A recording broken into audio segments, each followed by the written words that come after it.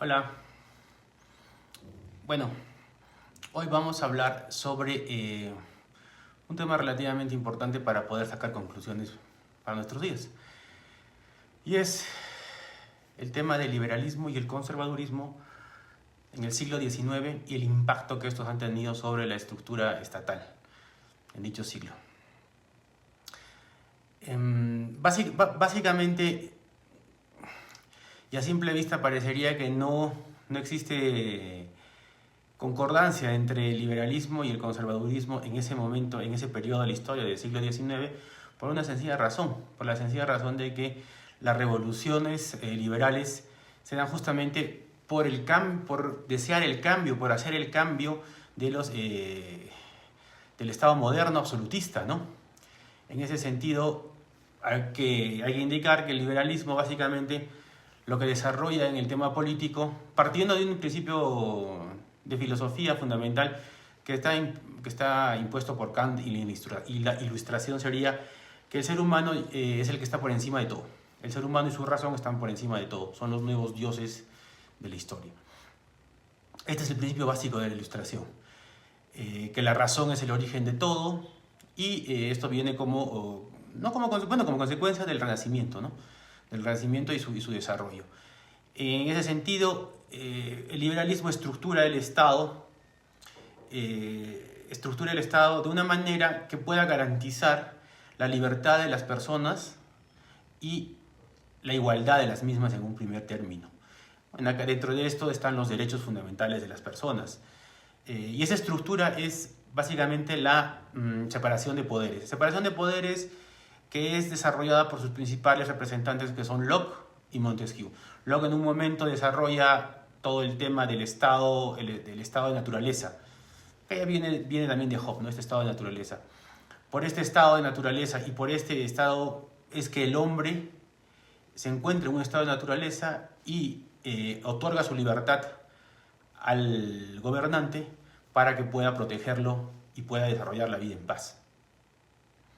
En ese sentido, los dos tratados del gobierno civil de Locke, que es el libro que yo considero más importante, pues desarrollan toda esta teoría, ¿no? La de la separación de poderes, el respeto a la propiedad, la libertad. Y Locke no está muy de acuerdo con la democracia. Ya va a ser Montesquieu quien establezca definitivamente los tres principios con la Revolución Francesa, basados en la igualdad, la fraternidad y la libertad. Estos tres principios que garantizan la distribución del poder, es decir, que no esté concentrado el poder en una sola persona para que no se cometan los abusos del absolutismo frente a las personas, a los individuos. La división de poderes viene dada por el poder ejecutivo, el legislativo y el judicial.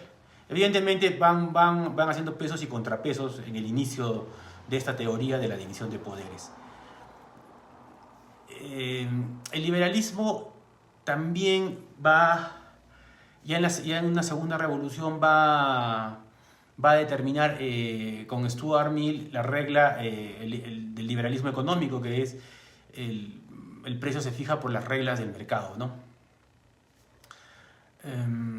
Esta ilustración liberal heredó del Renacimiento una reordenación del mundo y un impulso al progreso de las ciencias.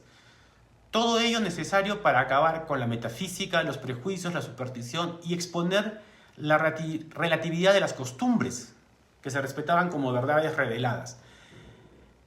La Ilustración cumplió su gran tarea, que fue la de conceder al hombre el poder de cuantificar, controlar, conquistar la naturaleza y dominarla en un sueño de progreso hacia la felicidad, ¿no? Viene acompañada pues, el progresismo de estas revoluciones liberales, que son burguesas en el fondo, ¿no? Recordemos que el inicio de estas revoluciones son la burguesía la que busca imponer y sus criterios. ¿Para qué? Para también ampliar sus derechos frente a la nobleza, ¿no? Son temas de intereses de clases, no son buenas intenciones como pretenden presentar a la revolución y a la ilustración, ¿no? En ese sentido, el liberalismo lo que hace es pues garantizar una estructura de poder en la cual el poder esté distribuido en los gobernantes y no solamente tenga una persona y concentre una persona el poder. El liberalismo político clásico se caracteriza también por ser una teoría de los límites del Estado, ¿no? Es decir, un intento de encontrar los medios a través de los cuales el Estado no puede violar los derechos individuales de los ciudadanos. Esto es como efecto de una abierta crítica a la monarquía, ¿no? ¿Cuáles son los medios para lograr proteger estos derechos? Pues ya como hemos dicho, ¿no? Básicamente la democracia que que va a constituir una representación de poderes, ¿no? Una legitimación de poderes es más, ¿no? Una legitimación de poderes que los mismos que están limitados por las funciones, por los pesos y contrapesos, ¿no? La soberanía la va a ejercer el pueblo. El concepto de soberanía absoluta del rey pasa a ser ejercido por el pueblo a través del sistema democrático. Eso sería en cuanto a las principales características del liberalismo. En cuanto al conservadurismo, para poder ya hacer una proporción entre ambos, el conservadurismo básicamente lo que señala es que se mantengan las situaciones que sí funcionan. Es decir, es más fácil para el conservador, lo que dice, es más fácil destruir lo bueno que crear lo bueno. En ese sentido, el conservador es empírico, el razonamiento del conservador es por inducción, va de lo particular a lo general, ¿no? ¿Qué es lo que señala Burke, uno de sus principales representantes en el siglo XIX? Es básicamente que existe una doble ley, ¿no?, de la naturaleza, que es la de la ley inmutable y la ley que sí genera un cambio, ¿no?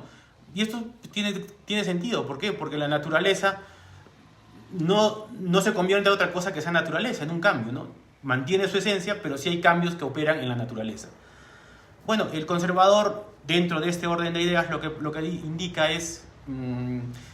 pero el conservadurismo hay que indicarlo, es una actitud de la persona frente al mundo, ¿no? Una actitud por no perder lo bueno que se tiene, por no perder lo bueno que ha logrado la humanidad. Y esto es importantísimo. ¿Por qué? Porque lo que hace el conservador es apoyarse en toda esa tradición buena que se ha logrado para que continúe una cohesión social. Es decir, no es que esto no quiere decir que esté limitado al cambio, ¿no? Que el cambio no sea parte del conservadurismo. Sí hay una parte, pero es un cambio que tiene que ser un poco más analizado, un poco más producto de la misma sociedad. No un cambio impuesto por ideas o por ilusiones, que es lo que la crítica que le hace el conservadurismo a la revolución y a la ilustración, ¿no? Que son utopías. Entonces, cambios en base a utopías no funcionan para los conservadores. Si no funciona el pasado, las buenas costumbres, las tradiciones que hacen que la sociedad esté cohesionada. Esas buenas costumbres, esas tradiciones, bueno, parten de un tema de la religión, parten de un aspecto también de conservar la familia, instituciones básicas que funcionan para el hombre. Eso sería, en resumen, lo que protege el conservador. ¿Cómo engarza en el siglo XIX el conservadurismo con el liberalismo? Yo considero que no hay mucho que decir en ese ciclo, ¿no? ¿Por qué? Porque uno es contraposición del otro, ¿no? Nace como respuesta a... Es que el conservadurismo nace como respuesta a la revolución. Nace como respuesta, ¿en qué sentido? En que da justificaciones para no dejar el antiguo régimen, ¿no? A cambio del régimen moderno. Yo creo que la gran separación entre conservadurismo y liberalismo es el principio de la democracia. El conservadurismo en esos momentos no considera importante la democracia por el simple hecho de que el principio básico es de que los hombres no somos iguales. Hay un principio de desigualdad entre los hombres, que es un principio natural. No concibe el estado de naturaleza el conservadurismo, toda vez que para ellos es una utopía, una ilusión. Ese estado de naturaleza nunca existió. Simplemente lo que existió en el pasado que nosotros podemos verificar. El conservadurismo es bastante empirista, ¿no? Que quizá en esto sí coincide con el liberalismo, que es materialista, ¿no? Entre empirismo y materialismo hay cierta afinidad. Y para concluir, yo considero que sí, en algunos puntos en el siglo XIX, sí existe sí existe correlación entre liberalismo y conservadurismo. ¿En qué sentido? En que el conservadurismo lo que defiende son las instituciones que funcionan para el hombre. Y en ese sentido sí se adhiere al tema del principio de libertad del ser humano y el principio, no tanto de igualdad, pero sí el de libertad en el sentido de que el ser humano tiene derechos que tienen que ser ejercidos con libertad y esos derechos van a ser garantizados con el Estado. Con el Estado mínimo, ¿no? Porque acá también coincide conservadurismo con liberalismo, ya que la sociedad para el conservadurismo tiene que ser, se tiene que cohesionar y tiene que llevarse conforme sus costumbres, sus tradiciones, donde ahí no entra el Estado. No es necesario el Estado para eso. El liberalismo también en este punto creo que sí coincide con el conservadurismo en que el Estado no es necesario para ciertas cosas, sobre todo en lo económico. En lo económico recordemos que el liberalismo desarrolla la doctrina del libre mercado, ¿no? El libre mercado es el mercado es el que regula los precios y el mercado va a ser el que regule también la oferta y la demanda, o sea, la producción y el consumo de los bienes. A mediados del siglo XIX, pues, conservadurismo y liberalismo comienzan a tener más coincidencias frente al socialismo y al marxismo, ¿no? Que pretenden imponer, pretende crear una utopía mucho mayor. Entonces, yo creo que sí, acá sí existen coincidencias en que el conservadurismo empieza a proteger las instituciones que ya empiezan a funcionar, como son básicamente las que garantizan la libertad del ser humano, ¿no? La libertad del ser humano. Y la libertad del ser humano se garantiza pues con un Estado de Derecho en su momento planteado, ¿no? Recordemos que no todos los participantes de las revoluciones liberales son liberales en términos